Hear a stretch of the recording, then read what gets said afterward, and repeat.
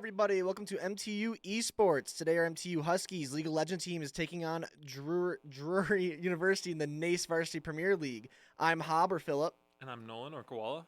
On the MTU side today, we have our boy as a captain, David, pour in a box, Kevin, 67, Hayden, Big Daddy Bard, Brandon, Dr. Kennan, Kent, Crafty Games, and Jacob, Vay Caution.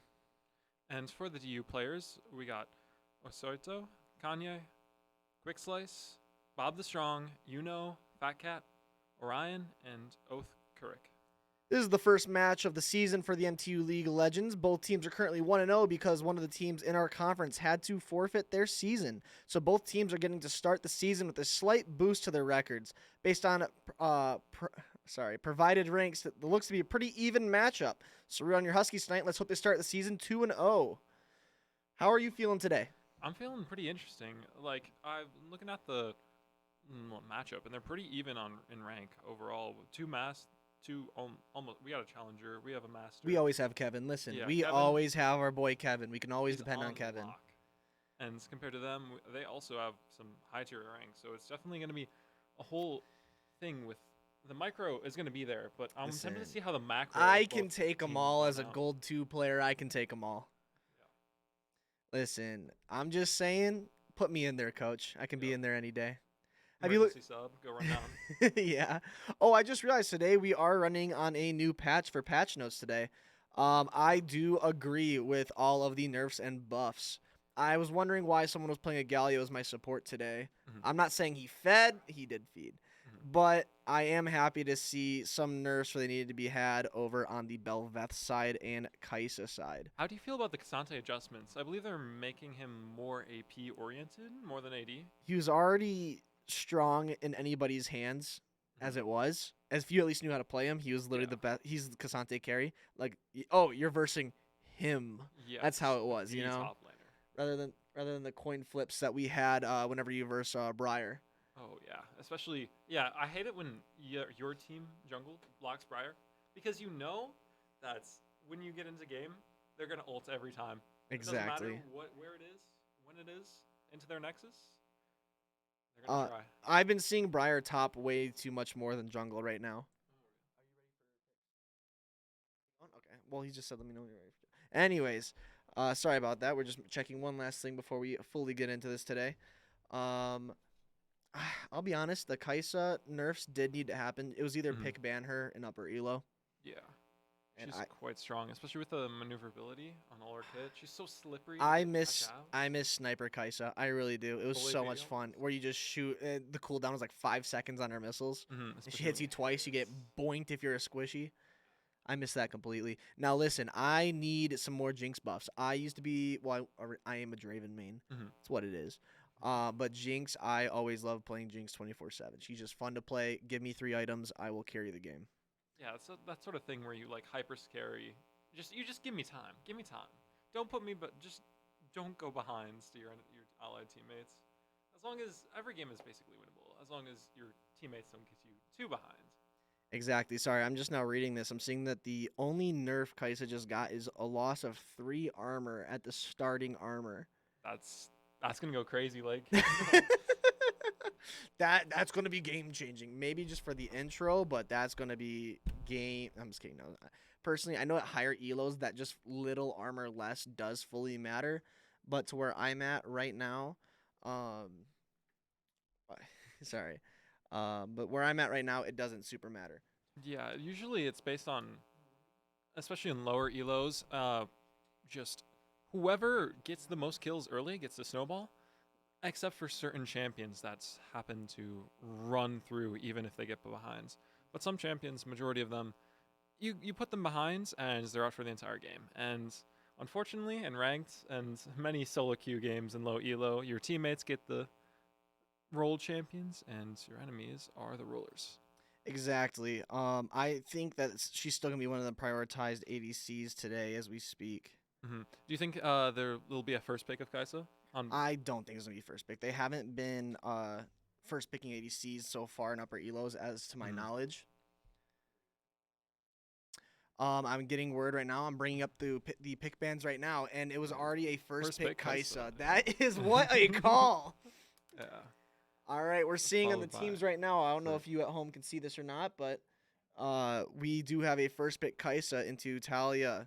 We have the Rek'Sai Wukong combo, double knockups on that side. Rek'Sai, That is going to yeah. be very dangerous for MTU. But I Mhm. do like this Nocturne pick coming out against the Rek'Sai in particular. Nocturne is going to provide a lot of just pressure in the jungle, especially with his ultimate and ganking lanes, especially. Wait, Ooh. who do you think is going to be jungle? Rek'Sai or Wukong on for Rek'Sai Drury? is, I think, is going to be the jungle. I don't think in that high of elo right now, Rek'Sai is Mhm. as meta in the top lane as a lot of people think she is. I am seeing that Blitzcrank and Thresh ban from MTU. I guess Drury does love their big tanky hook champions. Mhm. Both teams still have support to be picked, though, so I guess both teams are actually banning out for the support pick. Poppy has been banned on the side of Drury, but I don't know if that was a wise pick right now. I do see against the Wukong and the Rek'Sai for both the movements, but The Alistar pick by Drury. It's I still another big tanky support, but I not have a been seeing hook. Alistar's nonstop lately. He is very tanky. And have you seen him full AP? Because he does. Listen, we He does don't talk things. about you only go cowbell Alistar when you go full AP. That is such a Oh. fun time. Mhm. AP Alistar, but you don't play that there. You play that mid. Yeah, for Ooh, sure. a good Silas pick on the side of MTU. Silas is one of those champions where if you get him snowballing, he will take away the game. Mhm. Especially with his amount of healing on his W. If you don't get anti-heal when he's ahead, it's so hard to cut him down. Exactly. No. Unless I'm guessing the Wukong will have to be, or the Alistar. Alistar's obviously going to get Thornmail. Yeah. I mean, I'm talking on the attacking side, like an Xe. I think only Wukong has the viable build path in this set. Mhm. Oh, Oh, a actually, I'm gonna Camille. change up my picks. I'm gonna say Wukong Wukong mid jungle, or sorry, jungle. Wukong top or mid, Camille top Top. side with a Rek'Sai jungle. It's definitely gonna be an interesting fight, especially with the. I think Camille might be able to play around the Silas, especially with her maneuverability and her shields. Mm-hmm. Maybe weaving in and out of the range of Silas E with her E, because I think it's longer and the stun lasts a while. Mm-hmm. No, I fully agree. The thing is, though, I just for a joke, Mhm. the ADC on Drury's side should have been Yasuo. They have the full Oh knockup yeah. comp. That would have been perfect. I There, don't think does Camille's ult count as a displacement for not Yasuo it knockup? does. Yes, it does. Okay, yeah. It would be Um, entirety team of. It should have just been Yasuo. It would have been the perfect comp, especially, except maybe the amount of AP they would have would be a little lacking. oh, I am no. Yeah, there's no AP on the side of Drury except for maybe Kaisa if you want to build Yeah, her AP. and she's like mixed build. So. Exactly, unless you build a straight AP. We do Yeah. have a good spread on the side of MTU, so I guess we'll have to see where that Mhm. does go out. And with MTU's team comp, it's like you got the Zac, which I'm pretty sure is tanky enough for almost 2 people, based on how much health he gets and based on his passive, getting more size and more HP. So I think this is a pretty buff team for MTU. I'll be honest with you though, I am having the gut feeling that Drury does have the late game on lock. We have the Camille, we Mhm. have the Wukong, and the Kaisa. All late game monsters if it's just the Mhm. stacks are just even in of itself. And Yeah. I mean MTU does have the Silas and the Talia, but I mean the Ash will be consistent throughout the game. She doesn't pop off late game. She's Mhm. just consistent. Nocturne, once he hits 6, yeah, that's gonna be very game changing. But if we turn that into unless he gets fed, he's going to be there for one target CC and targeting. That's just Mhm. what this going to be. And Drew's dive is going to go crazy onto one Oh, individual with yeah. the Camille E or Alistar W or literally anything. Wukong going invis, decide walk behind all the Zac and this ends the Talia and the Exactly. Silas. No, listen, I'm hoping we get a glitch where like if someone's knocked up 3 times in a row, they get like off the They get screen. all the way That's up. always the funniest thing to see. hmm Especially outside Dragon Pit where you can see the dragon attacking and it just goes up. All right. They're just getting their picks in right now while Mhm. this is just showing what they picked prior to the match essentially. So they're getting their picks in right now. We'll be in game soon. Um Who do you think has a stronger team fight right now? Off rip, I gotta give it to Drury, but I don't think Drury they have the sustained damage. They don't have the burst damage to get a Mhm. pick off. Essentially, Yeah. I think MTU definitely has the pick comp into a team fight, but in just total team v team Mhm. early game, I do gotta give it to Drury. Mid game, Probably MTU. Late MTU, game, yeah. Drury. Yeah. That's the thing. And then MCU's got to be fighting for that mid game then. Oh, they're going to be trying to get that Silas big and fed for that Zac to come in. That Silas ulting onto the Wukong ult is going Mhm. to be so beautiful. And then or Silas onto Alistar ults, taking all Taking sorts no of damage. Yeah, from taking no all of their damage team. at all. And I believe it takes their scaling with it. So the AP scaling on Alistar ult is gonna Oh Like an yeah, even tankier. I fully believe that. Yeah. So if I'm seeing this right, sorry everybody. We might just be seeing a Camille top Wukong jungle and Rek'Sai mid if that's how it stays. Um, and if it does stay like that, that's going to be a terrifying thing. Is it? Do you think it's gonna be full lethality or Bruiser Rek'Sai in the mid side? Um, it's Watch gonna it be AP. I hope it's not. It'll be interesting for the AP because they do lack the AP scaling, They but I'm do. not sure if they are so willing to flex the Rek'Sai into it. Exactly. Doesn't I believe her heal scales off AP? I believe that's like one of her only main things. I think her Q is also mixed, but It's very mixed, it's but very low not AP ratio. not as much. It's not the like necessary threshold like Thresh full AP. Just hook does 700 damage. All right. While we're waiting for this game to start, are you a tech student? Do you need to be close to campus? We have places for that. Find the perfect location. Live where you want to live. HoughtonForRent.com. Once again, HoughtonForRent.com. Get a little bit of an ad read out there, you know. Yeah, If I do them all now, I don't gotta do them later. That's how I that like is to true. put it. That is true. And especially, I used Totem for rent to get my apartment actually off campus this semester. I did that for 2 years actually. Yeah, 'cause I had a house right up Blanche Street, and I had that for about 2 years. Oh, Anyways, enough of that talk. Sorry, yeah, I'm into the looking at this game. team comp right now still. I just want to see Silas pop off with Wukong ult. I'm Oh, sorry, yeah, the that makes me a knock-up. bad person.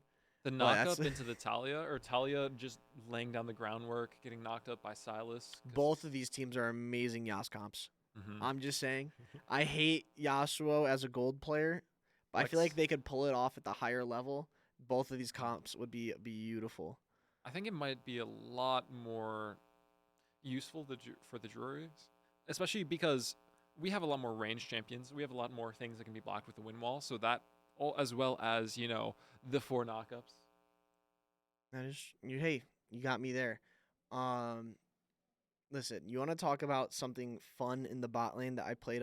So when I join Clash, it's mainly like me and two of my buddies and like two Yeah. randos, or it's just me joining a random team if I ever do play Clash. Yeah. One of the Clash times I showed up, it was just me and like four other guys, and I was like, guys, I have this crazy idea because I was the ADC. I'm an ADC. Yeah, you're main. scheming in the bot lane. Me and my cousin, or my cousin and I, we are an ADC support duo. He got into Emerald before I could get into Plat because he plays only with me, and we have like a 90% win rate together. And I just play when he's not there, so I lose games. So I'm back down to Gold 2 while he's like chilling in Emerald 3 or something. Oh yeah. And so what ended up happening was over the years we have the most fun duos that we make and are really good with. Like for example, I go APC Echo, he goes support Talia, such like that. Just ridiculous things. It looks like we're going to have slight technical issues for a second. I just exited out of league when I wasn't supposed to instead of just getting out of champ select. So it's going to be a fun little time. So I think we're going to take it out to break while we take care of these issues. Thank you. We'll see you all when we're back in game. See you soon.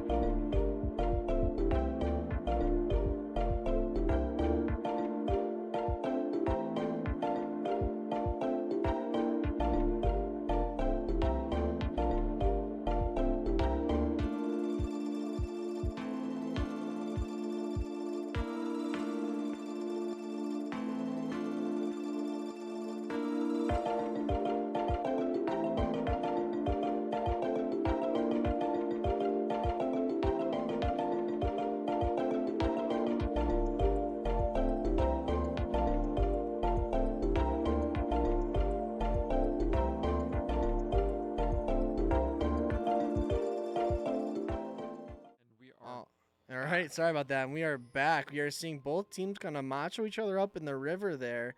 We are seeing a potential early steal or invade coming from MTU into this jungle of Lucid. And it does happen to look like a Rek'Sai mids, Wukong jungle, and Camille top. This is going to be a Not what I very expected, fun one. but I think the Rek'Sai should be going full lethality. I think this is going to be a very fun one. Mhm. Natalia should be bullying the Rek'Sai out all day, every day, in my opinion. I think this is going to be a steal. Will be able to walk up into lane. That's but Alistar's going to spot him, though. You see the pings on the map. Alistar spots. It is going to be a very nice steal, in my opinion. Free blue buff for Do you think the box. do you think it's going to be complete vertical farming? Jungling? I Like don't Wukong's know. go I straight to believe blue? that Because you see Nocturne going up to... They might know. Based on if Wukong goes over, it looks like he's going to either head mid or go jungle. And it looks like it is going to be a vertical jungling start. I believe it is. We see the Wukong coming in to invade the blue side of MTU. A little scrap in the mid lane. Ooh, Big Daddy Bard getting that Dark Harvest stack early. We want to see those stacks rise and rise all day. Nice little scrap in the bot lane. I do think this game personally will come down to if that Kai'Sa gets fed or if this Talia gets fed more. Whoever wins that little feeding battle. I feel like we haven't addressed the elephant in the room yet of the Sylas support. You know, I didn't really notice that. That is my bad completely. First, and then I noticed it now when with the Relic Shield Sylas going in.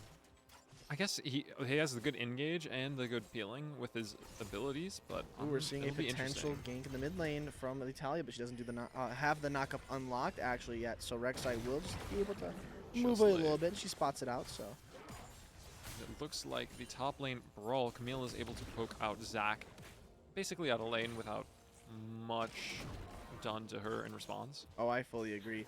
I think that the Zac was picked just to be able to survive the actual engages, essentially. Oh, we see the Rek'Sai flashing on the Big Daddy Bard in the mid lane. Talia trying to run away. We see the Wukong coming in, trying to get that little dash and poke. It does not come through. Talia getting another Dark Harvest stack as the Rek'Sai moves away. With that failed gank, poor Big Daddy Bard gets out of the fray. And the score remains 0-0. We love to see farming Dark Harvest stacks on melee champions as Talia. That will just come into late games so well. The scaling that she'll be able to do is going to be crazy. Her Qs are going to chunk and slow as well. A lot of zoning potential there. It looks like the vertical jungle is almost complete except for the Scuttle Crabs on both sides. Both junglers haven't crossed yet. They just stuck to their jungler and then the opposite side of their. This Camille poke is just so oppressive for the Wukong, or for the Zac. Yeah, especially with the shields. Even with the low damage that Zac does, he's based on its tankiness. Exactly. If he does manage to get damage on her, it's just going to be shielded. All right, we're seeing a nice little lane pushing back into turret, trying to not let Kai'Sa get all those minions there that are available onto the Kai'Sa. The Ashe is doing really well at just doing her little poking, and Sylas is doing good at just keeping the sustaining heals. I don't think either team wants to fully engage here in the spot lane. I feel like, depending on who goes fully engages first, I feel like it's the person who loses. Because the Alistar, once he goes in, can't go out. Once Sylas goes in, he can get out if the Alistar makes a mistake, but otherwise, they're just going to get free poked by the ADCs, which are a little strong early. It's really hard to get away. Let me get that out of your guys' eyes right there. I think we're all good now. I had a little bit of the time control still there. I just forgot to hit that one button. This is our first stream of the season, so just give me some slack, everybody, please. We're seeing a little kerfuffle actually in the jungle. Or in the box. We see the Alistar coming out to help out the Wukong. Nocturne, can he get out? He's gonna help our teammate, but that's first blood to the Kai'Sa.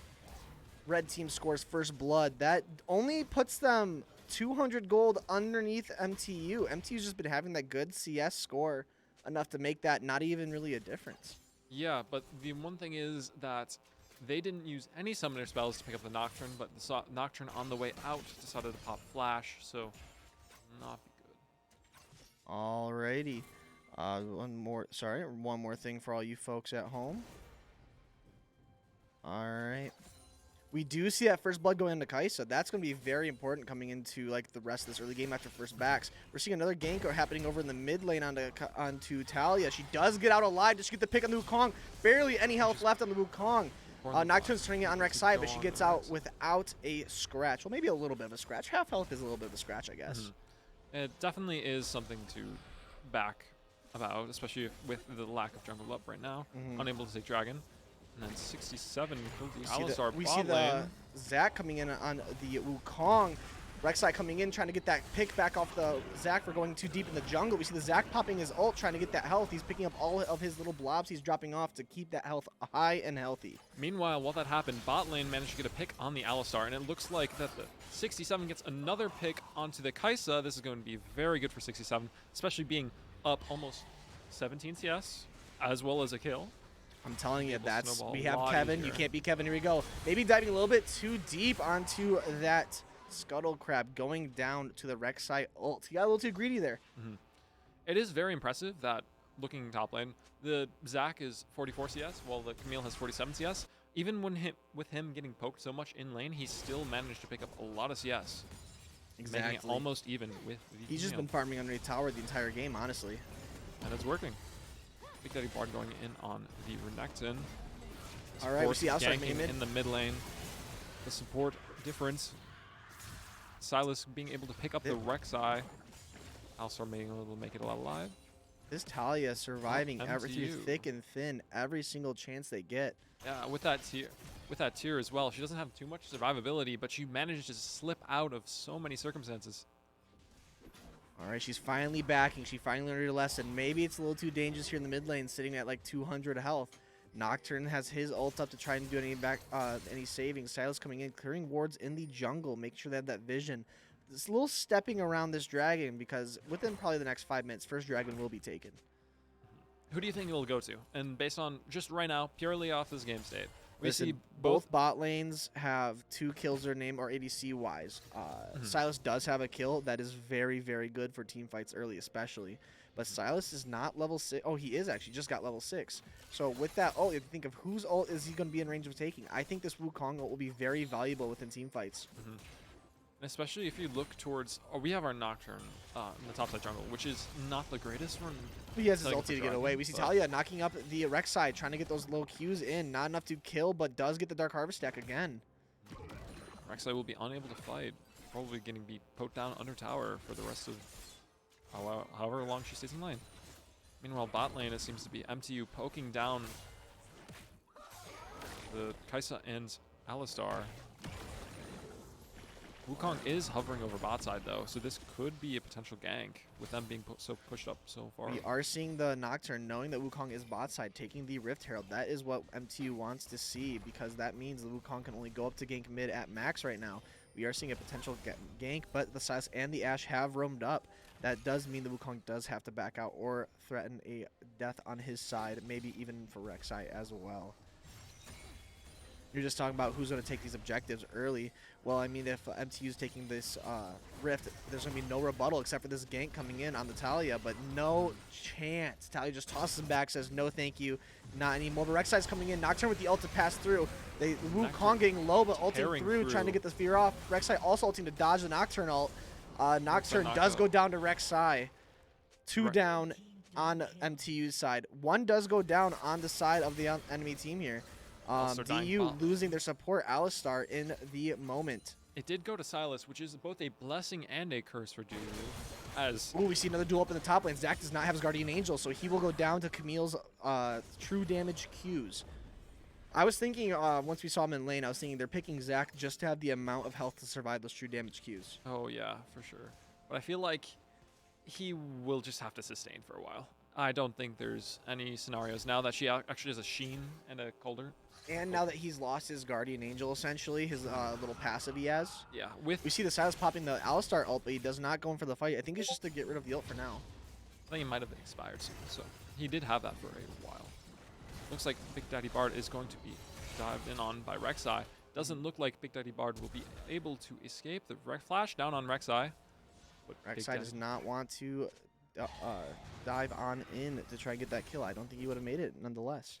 And there's another tally to the counter of how many times Big Daddy Bar is going to get out of it alive. I think we're at 3 right now. Under 100 HP scenarios. Exactly. All right, this bot lane is just going back and forth. Nocturne's pinging on the dragon, but side does know, in fact, that Nocturne is there. Wukong's coming in for this kill. Rek'Sai's also collapsing at the same time. He's going to have to flash out, and he does. Rek'Sai is coming in to try and probably take that fruit if he's not going to go in for the attack. They're just trying to get vision on where MTU is. MTU hovering around the bottom side of the dragon going in. Silas seeing if he can get a pick or a stun on him. Alistar's showing up so he can just be in the tank, knocking up the Nocturne and the Silas. Silas just not, or sorry, Nocturne's using the spell shield so he can do. Silas going on the Wukong to try and take out the Wukong onto the side. Blue team does steal the dragon. MTU stealing dragon. Kaisa does a shutdown onto Silas though. A lot of money going onto the ADC of DU. MTU still following, even though they're under jungle. Zach coming in, getting the kill. Ground slam onto the Wukong. Now DU's just under turret, low health, but Nocturne just popped the Rift Herald. They're going to have a minion under tower to try and dive onto this Rek'Sai and Alistar. Alistar's just going to punish and try and push him into tower. Like a cleanup under the tower. Zach. Rek'Sai ulting all she can to avoid all attacks, but it's not enough. Talia picking off another kill. That is, I believe, a 3-for-none on the side, or 3-for-1, sorry, on the side of that total dragon take. But during this whole time, you need to remember, Camille's still up there farming and taking plates. Yeah, she is up 20 CS, but I believe that with that dragon and also the 3 kills was pretty worth it for MTU, especially because top lane turret is not as big as a deal as this mid lane turret, which Big Daddy Bard is gladly taking the plates of for now, because the minions get there slightly faster than top lane. And there goes first turret for MTU. So, I mean, the plates do mean a lot onto top laners, but the first turret gold does go to MTU from that rift drop. We are seeing a little back and forth here in the mid lane. Both supports are here to help their mid laner, but the thing is, one is ranged and one is melee. And one is very, very good against melee units. Or melee characters, sorry. Well, it's a lot of preventing getting in on people, preventing dive. All right, I want to see if this Silas hit just wants to take a little bit of a scuttle crab for a second, or at least try and kill this Rek'Sai. Or he does seem to be doing the damage. He did ult. You take the Rek'Sai's ult just so he can follow through the tunnel. Nocturne's coming in to try and help, but I don't think they have the damage, and Wukong kills Silas. We're going to see Zach coming in to get the bounce onto Wukong. It's a 1-for-1 trade, Nocturne taking the kill. Not too bad, especially for the support with the jungler. And then that gives us jungle advantage, but there's not many objectives for us to take with it. So listen, like a kill gold's a kill gold. 1-for-1 resetting gold. Wukong just got a kill, resetting. He was 0-3. Now he's 1-3, or 0-2. Sorry. Yeah. So the kill gold onto Wukong was just reset. That means he's worth a lot more on the dive next. All right, we do see the Camille coming in onto the Nocturne, knowing he's still a little squishy. Ult coming in from Kevin, 37 coming in, try to slow everybody around, but the Rek'Sai ult coming in does not let the Nocturne get away.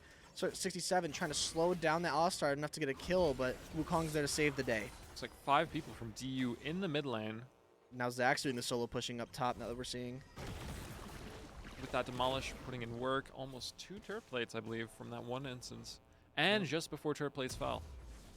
Exactly. I think we're going to be seeing just some more roaming from Talia, just trying to see where she can poke in. She doesn't know that Wukong is there, but now she does. But she does the massive amounts of damage. Is it enough to take off the Wukong? It is. Talia takes out the Wukong in his own jungle.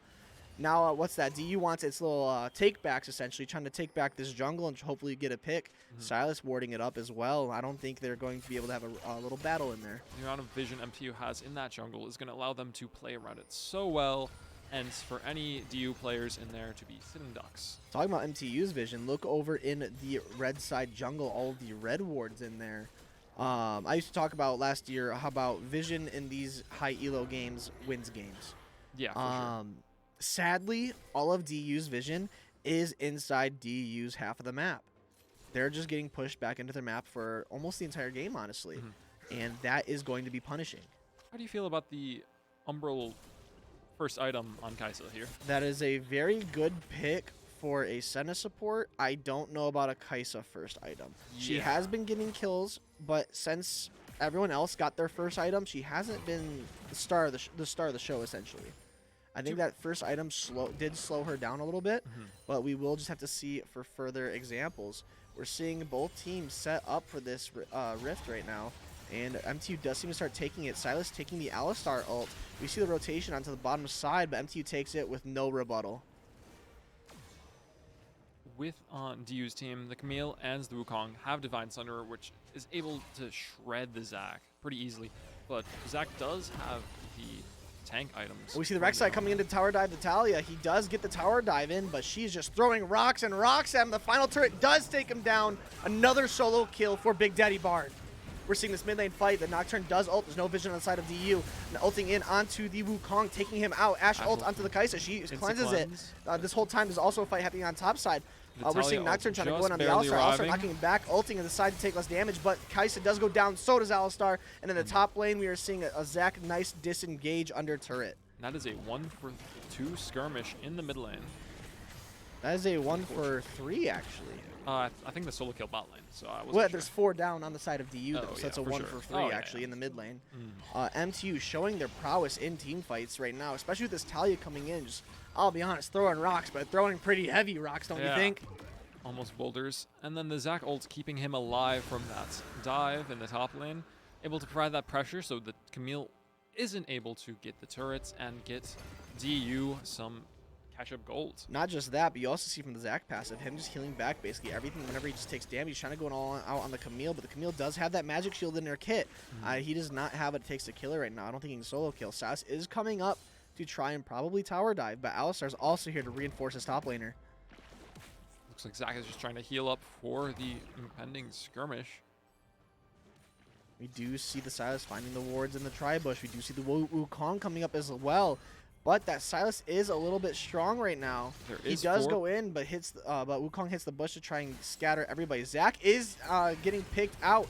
It's a 1v3. Wukong comes in trying to take the kill. He does the flash, and he does take down Zac. Shutdown gold going to Alicent. And that is 4 people top lane just for the Nocturne ult coming in, trying to go for the Rek'Sai. He does get the ult in. Rek'Sai not getting the knockup, and he does go down to the Talia. Telling you that those early Dark Harvest stacks do really matter. Yeah, especially on her burst, it does so much damage, even to someone who has. We see the ult coming in from the Ashe, only going in on the Alistar, is taking very little damage. The dash is coming from Sylas. You see dash, but Camille's saying, no, not in my house. Ulting, keeping him inside a certain zone. He does go down without the mobility. Wukong does get the second knockup. Kai'Sa ulting in on the Ashe, and eventually Kai'Sa does get the kill on Ashe. And that is very good for DU, with a lot of picks and a lot of shutdowns from MTU onto DU. We do see the Talia pushed up very far, ulting to get out. Very good play from Big Daddy Bard here. Just trying to get out of that dragon side because he knows that there are 3, maybe even 4 people on the side of DU over into the dragon side of jungle. It's very interesting to see DU's playstyle because they seem to clump together because they know they're behind. They know they have to get these team fights. They got to pick out 1 with 4 like we saw top lane on the Zac. They have to play around each other. Meanwhile, Big Daddy Bard's off top lane farming for a new bike. Oh yeah, we're fully seeing the 1-3-1 strategies from MTU. Maybe the 1-4s, one splitting off. We're seeing definitely the 4-1s, basically 4 people going to side lane to try and get that pick. But the mobility of tech is really allowing them to stay alive during these picks. We see the Zac coming in on the Rek'Sai, misses almost all of his abilities on the Rek'Sai, so there's not really anything to gain from that. But he is there to stop the wave and stop the turret take in the end, and that's what he's going to do. And that is very good to prevent. All right, we see 3 MTU people up in the top side of the river versus only 2 DU players. Almost 4, about to be 4. Camille's walking down, seeing if she can get an ult or pick like in. We see 4 coming in on DU. Will this be a nice note? MTU walks away saying, not today. There's only 2 of us in this jungle. Almost got collapsed on by 4. Better day to leave through the river. Oh yeah, we see that. Oh, finally Camille kind of dives in a little bit. That's not enough. Talia now knows, has her locked in. When Camille's like, no, I thought you were locked in here with me. Camille comes in and says, actually, it's you who are locked in with me. And they take the turret as a reward. 3 top on MTU. It's going to be a fight. 3v3 the top side. I think they're just trying to disengage a little bit from both sides. They know that Poro does not have his ulti. Ashe is trying to stay back, trying to bait out the Wukong ult a little bit. Go in on the Ashe. 3v3 is looking pretty in favor to MTU, though DU has a lot of CC here that would prevent the 67 from doing as much damage as he is able. Kai'Sa hitting her little bullets. She does across the map onto Ashe. We're going to see. I don't think she's going to take anything. We're having quick little technical difficulties. Just 1 second. Sorry for the little blink. Yep, sorry. All right, we do see MTU taking the Baron. I think it's going to be a free Baron, honestly. DU's too far on the other side right now. Wukong will be able to make it in time to maybe contest it. We Wukong do goes see Wukong over, coming in to tries ult, ulting on, but he he's gets in the middle shredded. of the party. Ash taking Baron and the kill on Wukong. Zach ulting on the Rek'Sai. It's just a 1v1 fight, but now we see a 3v4 down here in the jungle. Camille trying to go in on the Nocturne. Nocturne spell shields. It says no way, Jose, to the Camille. Talia getting that pick again. Silas getting another kill onto Kaisa. Now it's just a 4v1 taking out the Alistar. Zach did eventually get a nice base on that Rek'Sai. And that Talia area control went crazy with her W ability, preventing Camille dashing to almost do half of her HP on the engage, then getting shredded by 67 and the rest of the team. Oh, yes. This is looking dire for the red side as the Dragon is about to come up. Do you believe that they're probably going to set up for Dragon as it's free? Exactly. There's no reason why they shouldn't. MTU is very safely in the lead with a 10,000 gold lead. The money's where it needs to be, right on the carries. Everything's going how it should be to MTU's playbook, and they get the Dragon. They're just setting up for victory right now, I believe. They have the damage. They know who they have to pick. The thing is that DU cannot give them the needed picks. If Kaisa goes down and Rek'Sai goes down, that's game. Yeah, for sure. Especially with the Kaisa is the almost, it seems like she's doing something, but with her item rush, it's hard to tell.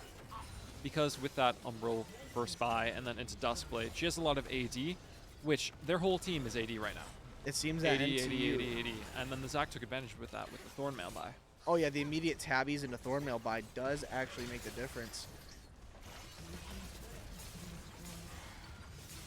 We do see a very hard push coming in from MTU. Looks like MTU might be able to end here. With the Baron minions come crashing down on the Nexus towers. Ashe getting the slight poke damage in on everything. Alright, I think MTU is making a final push here. Wukong coming in to try and get an ulti off in here to get a final one off. Yep. But for not, Ashe getting killed. Sasuke picking up the Kaisa. It's just one by one falling for DU. MTU taking down one turret with minions. They might try to chase into base here. Or it's just Talia just throwing rocks back into base. We're going to see the Zac take that tower, taking the Nexus. MTU wins game one. Well, we still have two defenders on the side of DU. But we just see the Silas autoing, and now MTU falls. We're going to throw this... MTU with that initiation from that Wukong for that final stand to try and win the last team fights. All right, we're going to throw this to intermission in between games real quick. We have to fix something on our side real quick. Sorry about that.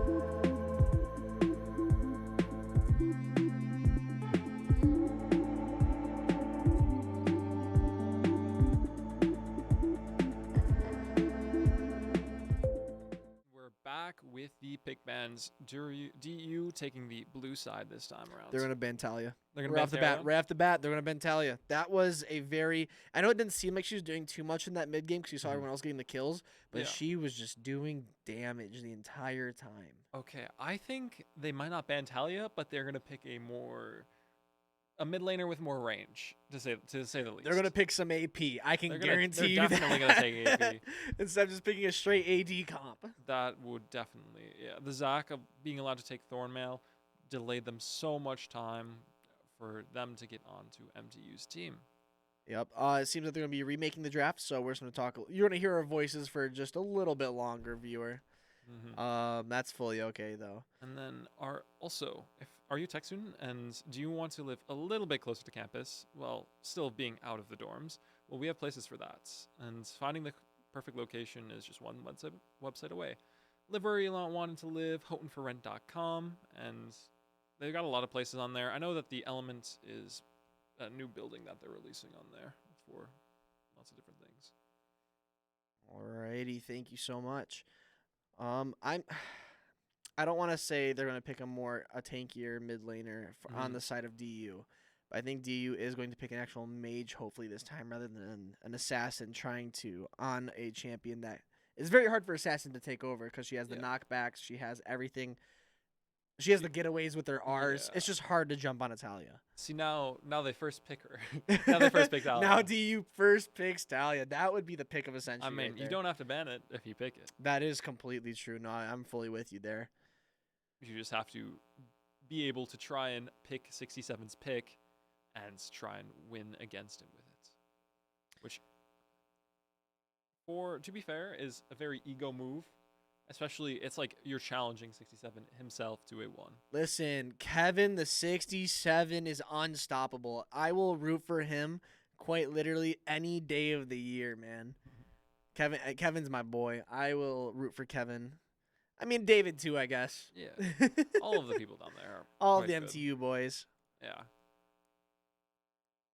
Alright. What are you, I guess, like the more AP on the DU side, I don't think MTU's team comp last time was pretty well rounded with the split of AD, AP, the Zac to tank, Silas to disengage. It had the dive, it had the engage, it had the back line. It was good front to back. On the side of DU, they had one backliner?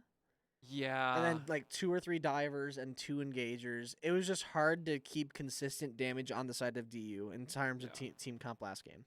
That's what I'm saying is I think DU's going to pick a mage to have that long range of ability to actually be dealing this damage. And into the picks and bans. All right, we're seeing the bans right off the bat coming from DU being Silas and Nico. We're seeing a Gwen and Rakan ban from MTU right away. And then DU's last bans will be that I told you. I literally called it. I said, hey, they're going to be banning that Talia right away. They did not want to have that. And MTU finishing off the first round of bans with Ivern. DU banned Ivern last round. Is he busted again? I don't think so. And I think the gameplay is a lot funnier with an Ivern, but it's also a lot more confusing with him in general. Because I remember back when Enchanters, Junglers, he couldn't be killed. Well, the reason why I'm saying again is because he had that month stint where if you went AP attack speed Ivern, all of that would go on to Daisy, and he just carried games. All right, we're getting to the first picks. DU picking their ADC first in the form of Xayah. This might be really good with that ultimate being able to keep her safe for that 2 seconds. Talking about backliners, she is basically the ultimate, hey, I'm going to stay back here away from everybody kind of laner. Giving herself peel as well with the root on anyone following. Oh, we saw the J4 hover, but the final pick is Seraphine. Also a long-range poker, kind of like Xayah. That's the counter pick saying, hey, I know you're way over there. I respect that, but you're still in range. It is interesting to see I was going to say first pick support, but with this Senna lock as well. APC Seraphine or mid lane Seraphine? What are you thinking? I'm thinking mid lane Seraphine. I think that's... Or actually with the Senna, Seraphine might be really good with the root into the stun, and as well as the healing. It just seems quite good together. So I think it's probably a Senna Seraphine bot lane, Seraphine support with Senna, maybe Senna ADC. Okay. I've seen it before. They can make it happen. I've seen Seraphine Senna bot lanes quite a little bit, actually, now I think about it. Rek'Sai picked again in the side for DU. Now, I know it's not fully meta mid lane, but if it's a comfort pick that you're good at, Rek'Sai did do well last game. It was just a little overshadowed by the Talia picking up the pressure. With the Talia out of the picture, it might be more easy for them to lock, but it's still a risky pick. Oh, yes. No, I fully agree. Especially with the builds already known to the enemy team. You already know what they're trying to do. Oh, we see a nice pull, a Blitzcrank coming in on the side of DU. Now, that's a little scary for MTU. So the thing behind a Blitzcrank in higher elo is they don't really, if you haven't noticed, pull champs in general aren't picked as many times. Reason being, like a Leona also as well. Reason being is because in team fights, normally professionals know how to focus down correctly. You're only going to get one round of skills out before they die. Yes. That's why only probably Nautiluses are picked because of the amount of CC Nautiluses can put out. And but this Blitzcrank with the Rek'Sai knockup right after will be dangerous for Seraphine or Senna to even step in lane. Yeah, that's what's so risky about picking bot lane first, especially with it being such an impactful lane, because your late game depends on bot lane. Depending on how... it just depends on the bot lane. We see a J4 being picked on the side of MTU, even harder engaged for MTU. We are in the ban side, MTU banning out Fiddlesticks and Gangplank, and then for the DU, they are banning Poppy again. I feel like Poppy is very strong with the amount of armor and MR she could just pick in just general. Stack on top of herself, it's so hard to deal with, and she does so much damage for no reason on top of that. And then with the last ban for DU, we got the Orianna in the mid lane. It looks like Rek'Sai doesn't want to go against any more mages anytime soon. I hope they pick Syndra.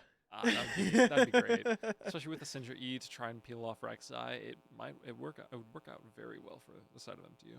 Oh, 100%. I think a Syndra right now in this kind of pick, it would be very dangerous to have the Blitzcrank pick against it. Oh. I feel like a Soul is actually just what they need. It's very meta right now, very late game carry. Yes. Thing is, though, it can be easily plucked and killed up into mid game. Yeah, especially with his movement so visual, and you can see where he's going. He's going in a straight line. He's staying in an area. It's pretty easy to know where he's going to be. All right, that means we still have yet to see the jungle and top laner for DU. MTU still having to reveal their top laner as well. We are seeing a Kha'Zix picked and locked in on the side of DU. That would be very good against the Soul. I don't know if any other champions are going to get picked, are going to be found alone for that to take advantage of Kha'Zix queues. Especially with that Senna like shrouding her allies, there's a need, there's a want to utilize that ability more, so they'd play closer together. So the Kha'Zix picks is a little interesting. And last pick, Kennen for the top lane for DU. Kennen will always be a strong pick for the top lane. I think with his kit, just what it is, it will always be a strong pick. Especially with that bit of AP that is able to put DU from a mid-team comp into quite a good team comp, because now they got an even spread, and it's going to be a lot harder. We're seeing the Re-Zac pick again. That Zac did come in late game last game, engaging every single fight after the second dragon for MTU. And it does look like the Senna Seraphine are both bot lane, Aesol mid, and the J4 is probably going to be jungle. These picks are pretty self-explanatory. Oh, yeah. No, I think that Zac will be able to do a lot of work over there in the top side later game. I feel like it's going to be very risky later in the game as well with the Blitzcrank. There's so many targets where he can pick off, and they just get popped. With the Senna, with the Seraphine, with the Zac. But it might be funny later in the game with the Senna Shroud and the Blitzcrank hook. Oh, we're just going to hook the Senna. Tries to hook the Senna. Oh, there's a Zac. Oh, yeah, with the Shrouds. Yes. Yeah, they're going to have to decide who's who. It's in the end what's going to happen, especially if the Shroud is also on J4, but it's going to hook the J4. Oh, it looks like you're trapped in a circle with me now. And as the Aesol drops all the abilities on that circle. Looking to spice up your style? University Images is your official headquarters for authentic Michigan Tech Huskies apparel. University owned, university operated, University Images, located in the SDC, or go to bookstore.mtu.edu. They got a lot of stuff there as well. They got I say it every time I read that ad. I still have to buy a hockey jersey, and I've been here for 5 years. Oh, yeah, that's something you have to do. I know they got a lot of them as well. They even have esports jerseys as well. All of my friends got the 100-year anniversary ones, and I just didn't hop on that train, and it's made me so upset. Oh, for sure. going back towards the team comps here, it looks like the J4 ult might not be as impactful as it is because the Blitz, if he ults onto Rek'Sai can ult away, ults onto Kai'Sa hops out, ults onto Kennen probably is going to build the Zanyas, as that works really well with his kit and his ult. It's not a win move, or even hooking. So here's the thing: it's not a win move, no, but it is going to force flashes or force all of their movement nonetheless. That's what I'm seeing out of this.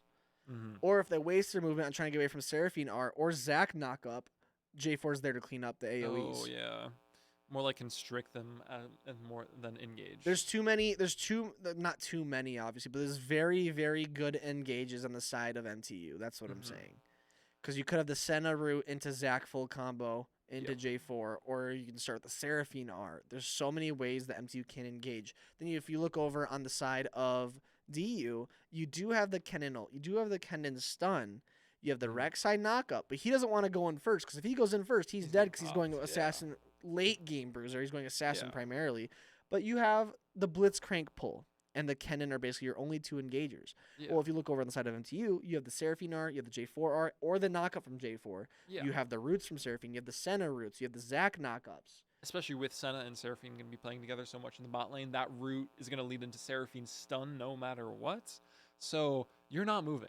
No, exactly. I feel like in terms of team fight, crowd control, MTU definitely has it. But in terms of pick comps, DU has the pick comp. They can go out and get those solo kills. Or even the quick little roam kills, too.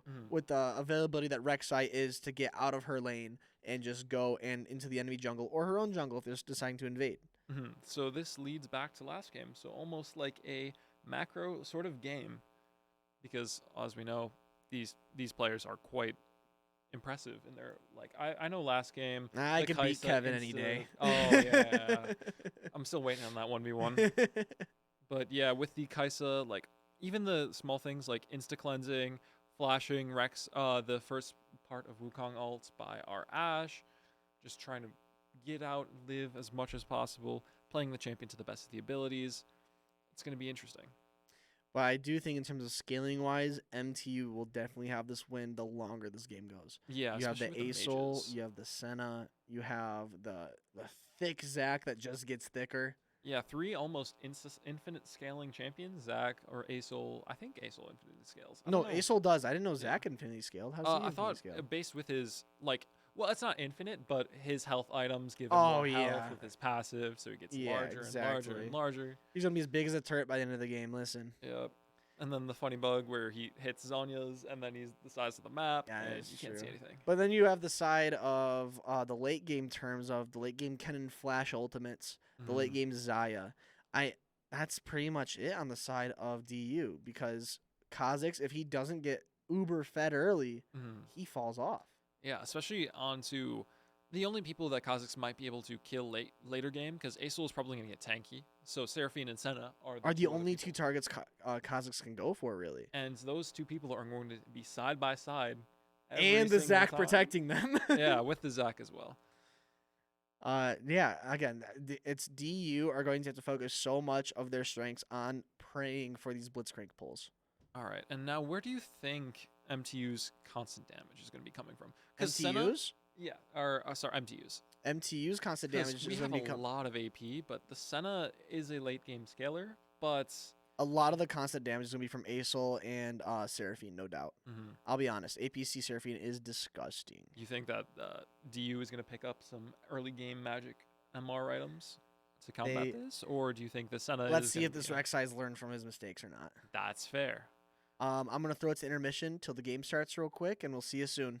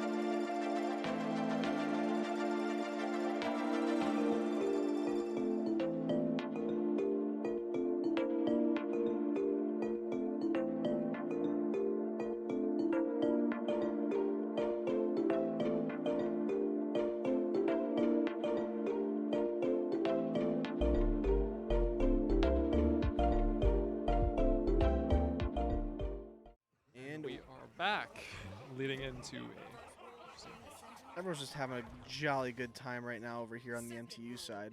And it looks like it is a Seraphine ADC with a Senna support. So that is going to be not much AD for MTU's team, but that Senna will be sneaking up on late game. Was a little bit expected as well. I called it right off the start. This APC Seraphine on Kevin. He's going to run it. He's going to run it, and he's just going to smash expectations here. So in the mid lane, how do you think the mid lane is going to go? Aesol's going to want to farm all day. Unless he gets ganked, nothing else is going to happen. Simple as. That really dark mana flow bans procs in for the Aesol. Yeah, Big Daddy Bard knows he just has to sit back, keep farming, nice pace, and everything's going to be okay. Looks like no shenanigans in the jungle happening already, like that last game. Aesol getting his stacks on in the mid lane, just nice and poking. Bot side, Senna Seraphine is a very poke-heavy lane, so I expect nothing less than to see the poke damage coming through. Especially with the sustain, with the Senna heal, with the Seraphine heal, and shields, it's going to be hard to poke that lane. Yeah, even early kills are going to be very difficult for Blitzcrank Xayah, just because of the poke damage they can return back. It's just going to be difficult. We do see the Kennen getting that poke damage onto the Zac. Early game Zac is a little rough against a ranged laner, I will be honest. I feel like from last game, the Zac knows how to play behind, especially against that Camille who ran him under tower over and over again. So it looks like he will be able to play around it. And honestly, right now, at least 10 CS or 3 CS ahead.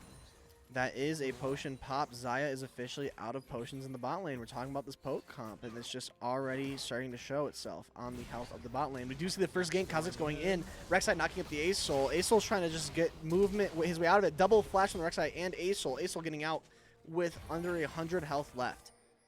And that keeps the scoreboard 0-0. It looked like DU really wanted that pick off early just to try and get that snowballing onto the Rek'Sai faster, so Rek'Sai can kill Aesol faster, maybe even roam lanes, be able to basically kill anyone but the Zac and J4 pretty easily. Oh yeah, no, we are seeing the, they know they have to take down Aesol early. If they can't take down Aesol early, then it's lights out. Maybe stars out. Listen, man, I am also a Pantheon stand. He will capture the stars for me. Fortunately, Pantheon isn't seen too much up here, I don't think, with him. We aren't seeing vertical jungling this time for once. So we are seeing the gank from the Kha'Zix, knock up from the Rek'Sai, but J4 is here to help. DU did not realize till just now. Flash from the J4, hoping to deal some damage. Rek'Sai getting the knockup to save him for now. But Aesol's constant damage just working, and Aesol getting first blood. They're trying to. Aesol's doing the movement, trying to get the kill on the Rek'Sai, and we do have Portal in the Box picking up a second onto the Rek'Sai. Very good counter gank there.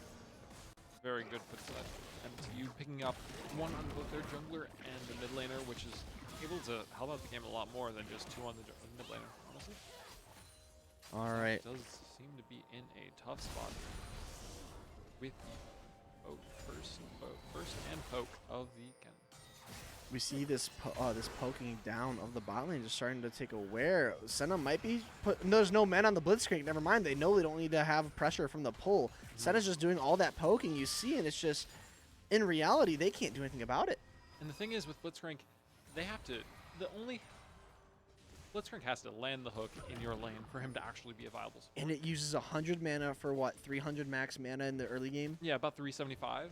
And so early, if you don't hit your hook, you're just hindering your laner. You're just being a body for the Senna stack. Especially with such far ranged as Senna Seraphine, they could just walk away.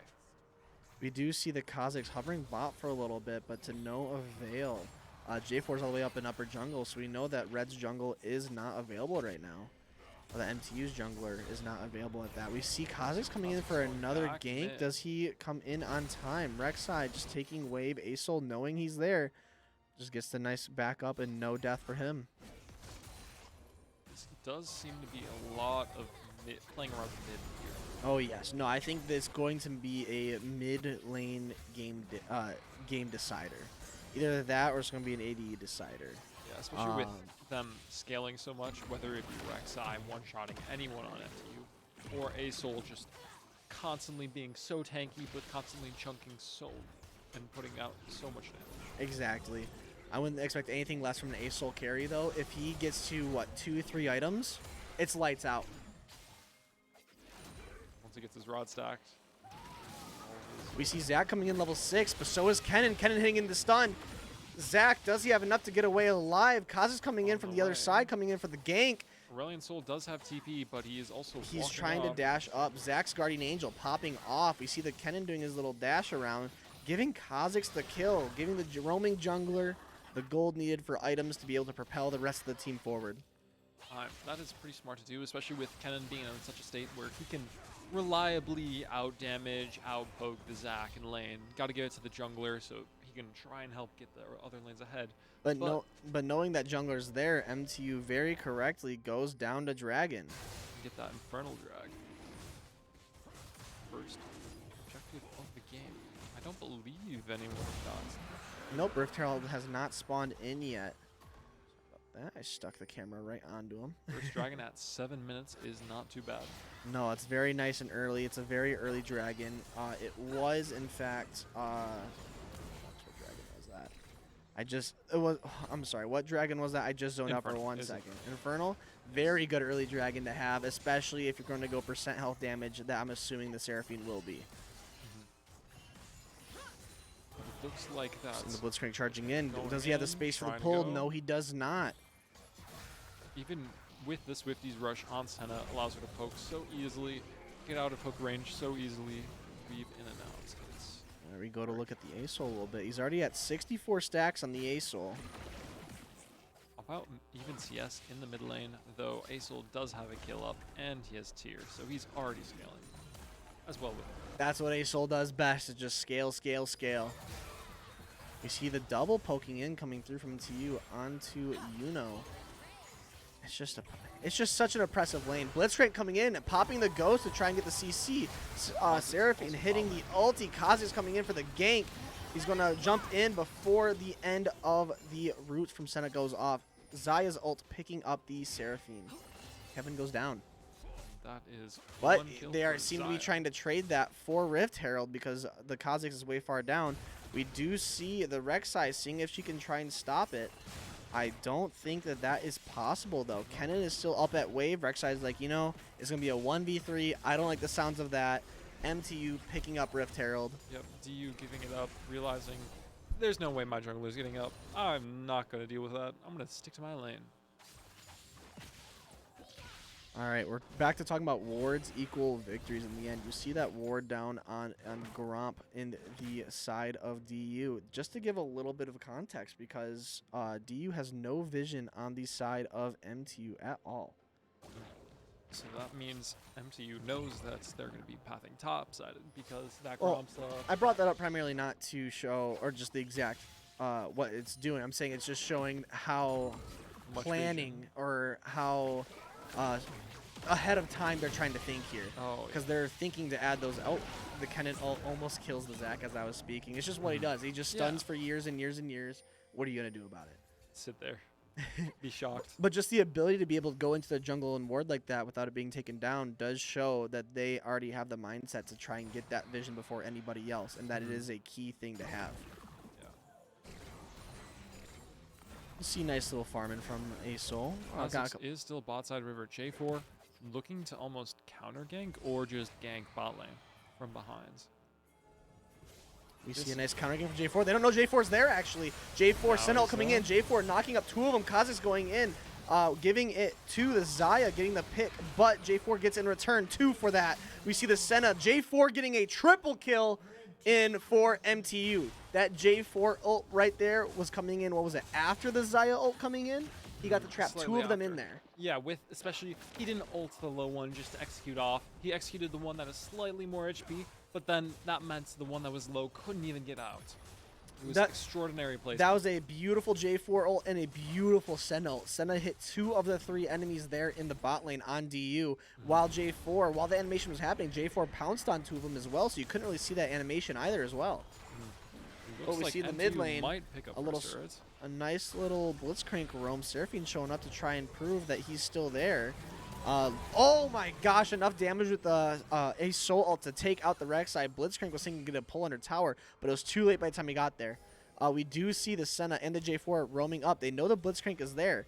They're trying. Oh, the Hex Flash coming in for the Blitzcrank, trying to get through the minions. Kha'Zix is right there as well, though. He does get the Q off, and he does take down Big Daddy Bard. J4 going in. Senna going down for it, though. J4 going in under tower. J4 is taking the kill on the Kha'Zix. And that is quite good for MTU. Was that a 3 for 2, or is that a... I believe so, 3 for 2. Because the Rek'Sai went down on the tower first, followed by... So one important thing that we do have to keep track from now on is that J4 has a massive shutdown gold on him now. But to be fair, J4's item he builds, he gets tanky and he does a lot more damage. And he does get more lifesteal from it as well. Yeah, so on the ability use. Harder to kill more than ever. But he is one of the engage on MTU's side, so they have to watch their engages now. They can't just throw away a life anymore. Because that Senna, she knew she was dead, so she just started taking tower for 2 extra tower shots than she needed to. Yeah. That is going to be interesting base to see if MTU are just going to give away, walk away, whatever. Looks like 3 mids. MTU knows this.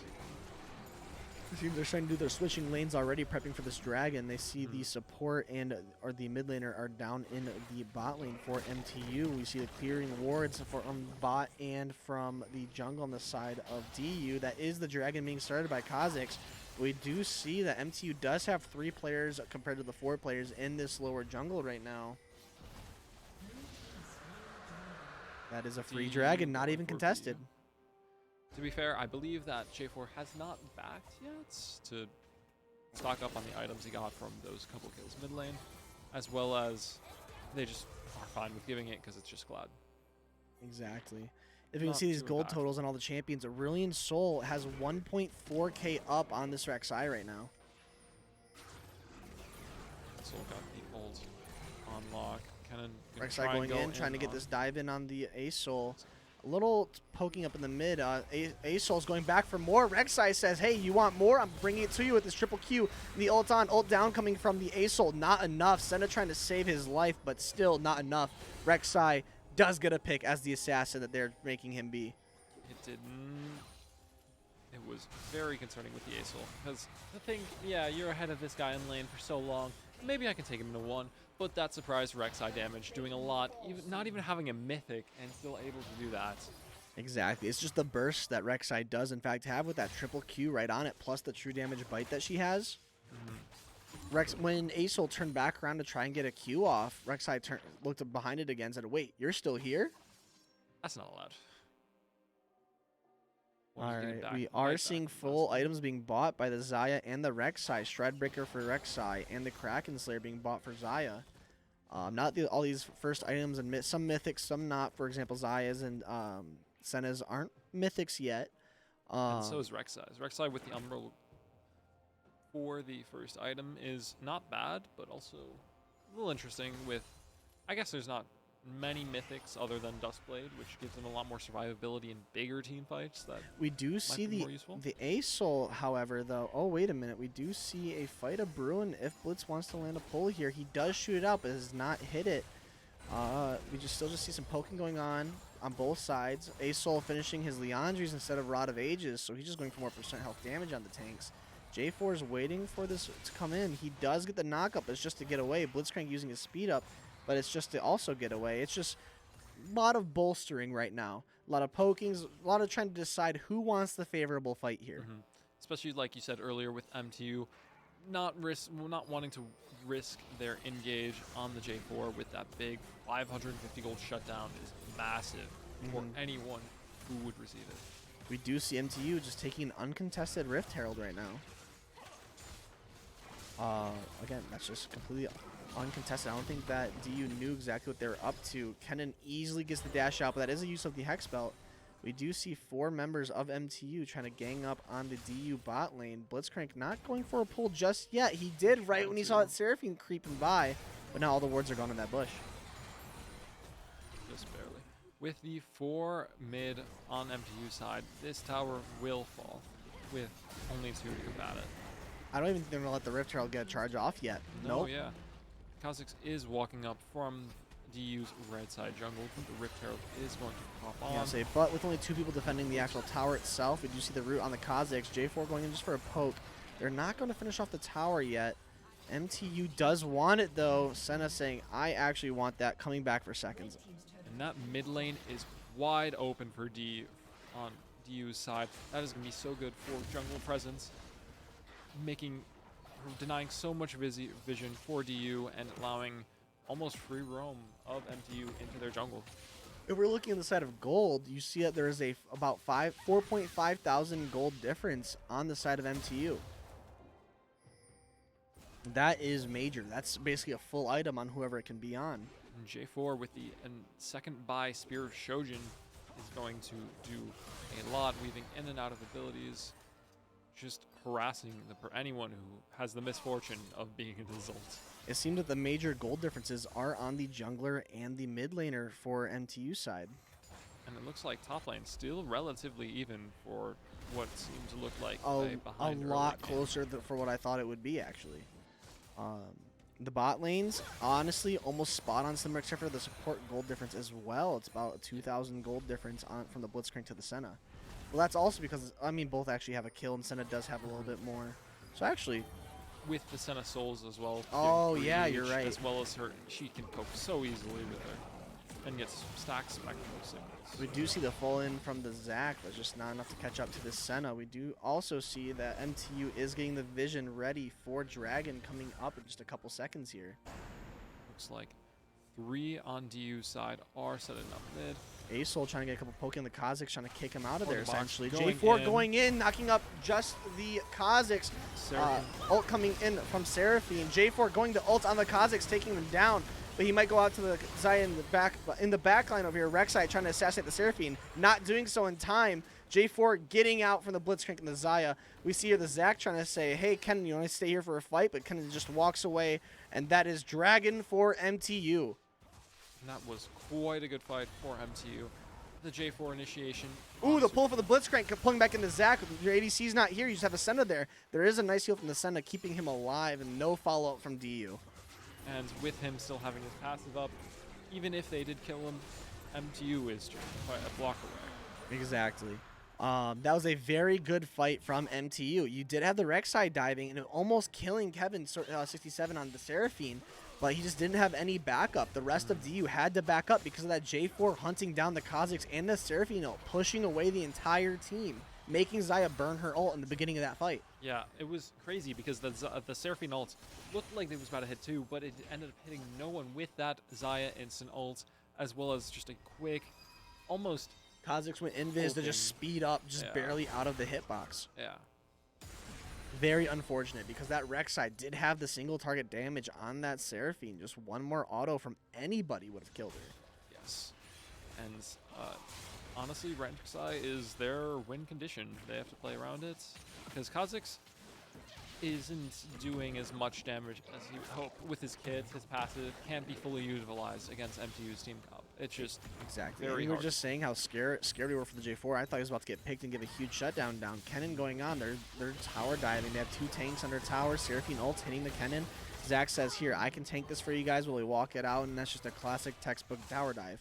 We see here in the bot lane, meanwhile, at the same time, Rek'Sai and Kha'Zix going down for this pick on the A-Soul. He's just going to say, nope, I'm just going to leave. And that was a little bit of a failed jump on the Kha'Zix part, if you just saw that. I saw that. Yes, it happens. It always happens. The Blitzcrank spam pinging on map saying, hey, I got this. Just come over here to me. You see the ulti trying to slow down. Good knock up in the center of the calling the stars. J4's here for support. Into the J4 ultimates. There is no getaway execute for A-Soul and J4 holding that Blitzcrank in there for another kill. And that J4 ult with Aurelion Soul all the way over the wall, all the way over the J4 ult as well. With those 2 picks, that is going to be Baron down for the side of MTU. There's going to be no contest. Kennen just needs to get his CS over there. He doesn't want to feed his life for it either. Honestly, couldn't tell if that was a bait on the Acer side or whether it was just a last-ditch effort to try to get out of there because he was I think very it was far still a behind. runaway. Then he saw that Blitzcrank still there. He just had to keep running up, and J4 was there to save him. Yeah, J4 is their saving solitude. J4 picking up another item, so that is 2 items up on the Kazakh, maybe 2.5, 1.5, but still is a massive amount, with some of them being armor item. Now an armor item. Not many of them are going to be doing damage to guys. We are seeing the 2v4 over here in the mid lane. The Blitzcrank trying to get a pull onto the Seraphine. It does end up working. Seraphine goes down to the Kennen. That was a very good. He did miss his mythic, the root that mages take. I always forget the name. Is the Frost? Everfrost, yes. The Everfrost, yeah. He did miss that, but it was enough of a slow for him to pull in 67 into his team with Kennen snagging that kill. As one less Baron and buffed champion on the side of MTU. We do see 5 men coming into the mid lane. J4 trying to think this out, thinking, how is he going to get out of here? Blitz pulls into Zach. They still want to fight. J4 says, do I want to? He does. Zach getting the kill on the Blitzcrank. We see the TP coming in from the ASOL onto the mid lane. They're just too tanky. MTU, the health bars on the side of DU going down. The percent of damage from the ASOL, the Senna, and the Seraphine just now respawning. It's enough to deal the damage. And that is a 1 for 4. And honestly, that one was a pick beforehand. So honestly, over 4 for MTU. Oh, yeah. That was a beautiful fight. That was a very textbook fight. Well, not actually textbook because the ASOL just weaving in and out of that fight. Yeah. As a mage, just going in and out of that fight and only losing 2/3 of his health, not even going down. I think that pull on the Blitzcrank, that really early pull on the Blitzcrank, or Blitzcrank had onto Zach, that wasted so much CC onto the MTU's Zach, tank. Yeah. And especially, and then after, it was quite interesting as J4 was waiting for the Kazakhs to go onto our back line, and then from like about 600, maybe 700 HP or so, got ulted, queued, and then just evaporated. Exactly. You saw over and over. Oh, Blitzcrank missing the pull, but Kennen's right there. Hopefully enough to CC the ASOL of death. Not enough. ASOL says goodbye. We do see 4-man in the bot lane on the side of MTU. I didn't realize this camera was this slow. Sorry about the that. 3 chasing that ASOL top lane allows the 3 bot lane to get this. Oh, just off camera, Kazakhs does get the pick onto ASOL. We do see the J4 jumping in onto the Rek'Sai. Is it enough to get the pick? He does, but the Rek'Sai does get out with tunneling. Blitzcrank hook is down. They saw that on the whiff on the J4, so that's going to be another free inhib. J4, not much mana left, but able to enough to get out of here. It looks like MTU is looking to try and back up out of here. A pull onto the Zach again. Not Blitzcrank, we don't want to see that. The Blitzcrank coming in, trying to protect his back line. Zach going in, making the Rek'Sai go up into the sky, MTU making running them for the disengage. yeah, MTU running for the hills. Everyone Zach on MTU pull side. again. No mana. Blitzcrank, listen, I know you really love that damage. That just lets MTU come back into for a fight. J4 going back in on the Kazakhs. Now you're just halving the health of everybody on the side of DU. Knock up Blitzcrank down. We see a Kennen coming in, ulting in, picking off a lot of MTU stuns. But Kazakhs down.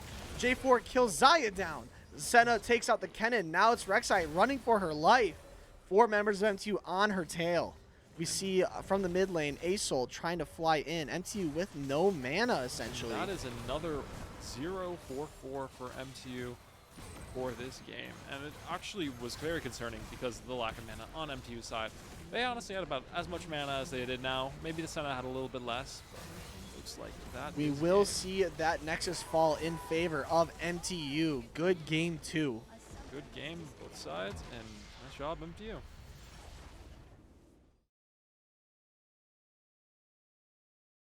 Honestly, I think it came down to that Blitz pulling that Zach 3 times in a row in that final fight. Yeah, it was not. There wasn't many people to pull, but the Blitz pick in general wasn't the greatest. Especially, I feel like DU's team comp this time around was a little bit more on the weaker side compared to the last team comp. I think it was a little stronger. It's just they didn't have the engages or picks they wanted. They just kept picking bad fights. Yeah, and then their util couldn't get fully utilized as well. And then MTU just tore through them, funneling into that J4 early. He got 5-0, then 8-0. Now at the ending of the game, 12-0. That was a beautiful series for MTU. Let's go Huskies. Amazing games. And did you want to come to see the stream late and maybe want to catch up with the rest of MTU esports and make sure to follow the Twitch you're already here, so just maybe click on that follow button, slide on in. And if you want to see past VODs and other future content, be sure to check out the channel as well as subscribe to the YouTube, which also has the VODs and all sorts of other content. All Both right. tags are MTU Esports. All right. Tomorrow at 7, we have the Call of Duty team. Will be looking to keep their perfect record as a 2 seed as they verse against the 2 seed St. Ambrose. Then on Thursday, we get back to here, League of Legends, same time, same place, playing their second match against DePaul. And then after that, there is no Friday streams, but luckily on Monday, Rocket League Varsity team will be closing out its regular season with a massive doubleheader against St. Xavier in St. Clair. Game 1 will be at 8:15, and Game 2 starts at 9 o'clock. Thank you again to all our partners supporting MTU Esports. I'm Philip or Hob. And I'm Nolan or Koala. And have a wonderful night. Thank you for stopping by.